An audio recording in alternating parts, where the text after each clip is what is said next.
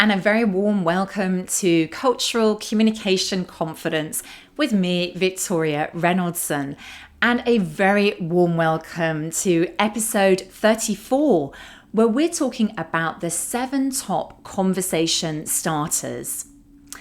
Now, imagine that you're at an informal networking event, conference or team event, and you don't know anybody. Perhaps it's joining another team or joining an event where you really haven't met anybody before. And so you're by yourself and you walk into the room and you can smell the coffee and you can hear people chatting and perhaps the clink of people putting their coffee cups on the saucer. And you can hear laughter from groups, from people who are already in conversation. How do you ease into that mingling and socializing? And if you are particularly feeling shy, or you're somebody who you consider to be an introvert, then how do you handle this and feel relaxed, join a group and get into the conversation, or even start your own? This can be quite challenging, and I know that for some people this is quite a big fear. So in this episode, I wanted to talk about some easy conversation starters, apart from just talking about the weather, that can help you get into conversation. Because often I find with clients that once the conversation has started, then things are so much easier. The conversation starts flowing. So this is an action episode. It might be great to grab a piece of paper and a pen and make some notes about which of these conversation starters work for you. Before we get into the 7, let's talk about the fear. And clearly for some people there is fear. For others, it's more about the nervousness of turning up to an event where you don't know people and you feel that pressure to talk to others. But there are 2 simple things that you need to remember. The first thing is that your objective is really all about connection. So don't worry about how you're going to come across. It's really about connecting with that person and seeing if there is an interest, a spark there that will turn into a longer relationship. The other thing to remember is that we're just having conversations. And if you treat it as a great way that you're reframing it, not just as networking or trying to meet your ideal contacts, but more as making friends, it just takes away that pressure. It helps you to relax a little bit more and treat it as it should be, a conversation to explore where the common interests lie. So the other thing to say as well, before we talk about these 7 conversation starters, is it can be helpful to prepare for these types of events. Even if they are in theory informal, relaxed events where you're just going to turn up, in reality, it can be helpful if you are feeling some feelings of nervousness to prepare for them. So if you can, find out who's attending the event. Even if you've never met them before, find out a little bit more about which industries they're coming from, which companies they work for, perhaps what their interests might be if you can find them on LinkedIn. And it might even be helpful to have a list of names, maybe a way to find out if you've got any mutual contacts as well. This can be a really great way to also identify who it is that you ideally want to talk to at the event. So let's come to the 7 conversation starters themselves. So there are a number of different ways that we can break the ice. And as I say, it doesn't have to rely on just talking about the weather, but there are a number of things that we can talk about. So the first one is actually referring to the event itself and asking somebody what their favorite part of the event is so far. Now, if there have been speakers, that's great because that means the person can talk about the speakers. If there have been opportunities to break out into smaller groups, they may talk about this, but you can really find out a little bit more about what it is what has been interesting to them. and connect to that and build a conversation from there. The second point is related to this, which is the speakers and themes or topics of the event.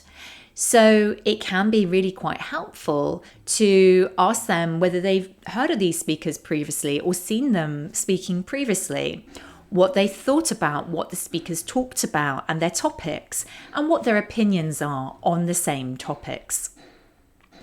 Number 3 is why they came to the event and what have they been here before. So that might be interesting to explore. What was their driver? What was their objective, and what are they hoping to get out of the event? It might be this is an event that has been running for a long time, over perhaps once a year for a long time. Again, it'd be interesting to get their perspective on how this year's event compares to previous years. You can also ask a question about who they're here with. Maybe they have come with others that they know, or they actually are meeting up with others they've met at the events previously, and they could introduce you to them. Number 4, you could ask them about similar events or conferences that they would recommend. Actually, that's quite a helpful conversation starter, because it's interesting from your own perspective to build that conversation, but it can be helpful for the future as well, so that you can explore, okay, are there other events that are worthwhile for me to attend and to meet further people like this? Number 5 is actually about your location, and connected to that, the food. Now, it depends, of course, where this event is happening. If it's happening virtually, then perhaps there's less opportunity for this. But certainly there are more in-person, face-to-face events these days, and people love to talk about the venue they're in, particularly if it's a great venue. So asking about how they got there, whether this was a venue they've been to before, what they particularly like about it. You could even comment on its decor or a particular painting that you've seen in the venue. And then I mentioned food. Well, who doesn't love talking about food?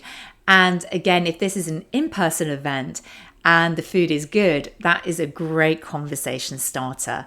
Commenting on something that you've enjoyed eating, particularly if you're standing near the food area. Now, number 6 is about the location itself, and whether the person you're talking to or the people you're talking to are local to the area.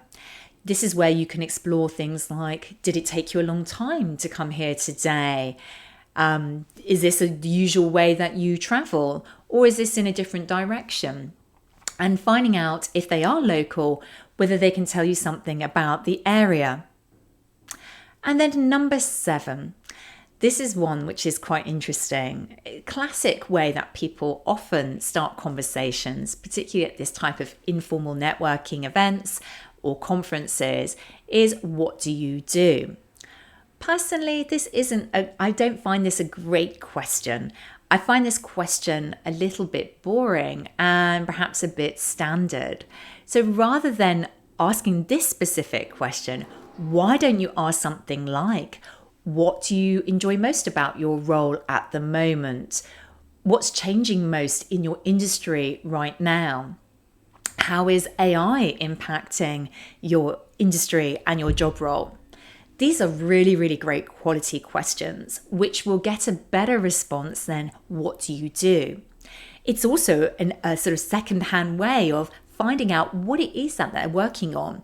And of course, you can ask follow-up questions then about their job, profession, company, and industry. So that is just a different way in rather than the standard way. So there you go. 7 different conversation starters to help you ease into the conversation and break the ice. Once you've got going, then of course it's about keeping going. And I've already spoken about networking conversation strategies in a previous episode, so I will put a link to that in the show notes. But very briefly here as a summary, it's good once you've got going to ask open-ended questions to keep the conversation flowing nicely. It's also really good to share about yourself and what you're doing. But remember, you're not pitching here. In informal networking, what you're doing is really just explaining clearly what you do. So this is very much part of your preparation stage where you should be absolutely thinking about what your key messages are and how you want to say them, and even practicing these so they come across as natural, clear, and anybody can understand what you do, no matter what their background is. Also, remember that you're coming into these types of events to learn about others. So coming back to the beginning of today's episode, I talked about this idea of having good quality conversations, making friends with people rather than just assuming that you're looking for contacts. If you approach it in this way, then you will be much more genuine and open and curious to others. You can also come with that attitude of how you can help them, not only how they might be able to help you. And that is quite important. People like to feel that reciprocal feeling between them around how are you going to offer to help them. And finally, remember, it's not just about the networking, it's about balancing, thinking about how you're speaking about yourself, speaking about others, and then planning how you're going to close the conversation well.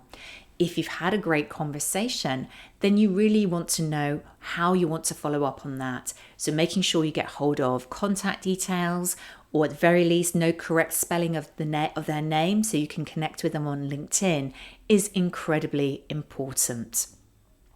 So there we go. As we come to the end of today's episode, let me ask you a few questions.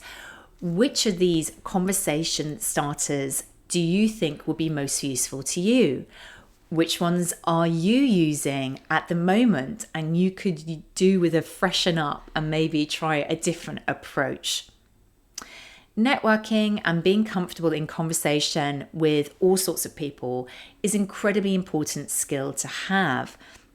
So if this is something that you feel that you need some more support with, whether networking conversation strategies or more generally your professional communication skills, both spontaneous and planned presentations and meetings, then get in touch and find out more about our communication program, 9 Steps Communication Confidence, which is an individual coaching program to help boost people along their career with their communication skills.